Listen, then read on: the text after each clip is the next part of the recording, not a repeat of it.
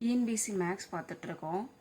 A/B = 3:4 மற்றும் B/C = 8:9 எனில் A/Cயின் மதிப்பு காண்க அப்படின்னு கொஸ்டின் கேட்டிருக்காங்க. இப்போ A/Bயோட வேல்யூ என்ன அப்படின்னா 3:4, B/Cயோட வேல்யூ வந்து 8:9 அப்படின்னு கொடுத்துருக்காங்களா. இப்போ எப்படி எழுதலாம் அப்படின்னா முதல்ல A/Bன்னு இருக்கா, இதோட வேல்யூ என்ன 3:4 எழுதிக்கிறீங்க. ஓகேவா. நெக்ஸ்ட் B/C இருக்கு, அதோட வேல்யூ என்ன இருக்கு 8:9 அப்படின்ட்டு இருக்கு. ஓகேவா.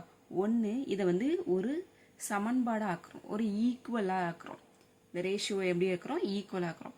இப்போ ஃபர்ஸ்ட் ரேஷியோவோட என்ன பண்ணிக்கிறோம்னா 2 மல்டிப்ளை பண்ண 3 2s 6 ஈஸ்ட் 4 2s 8. ஓகேவா.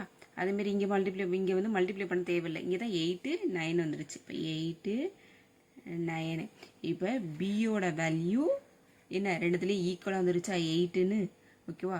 இங்கே வந்து இது ஏவோட வேல்யூ, இது சியோட வேல்யூ அப்படின்னு கிடச்சிருச்சு. ஓகேவா.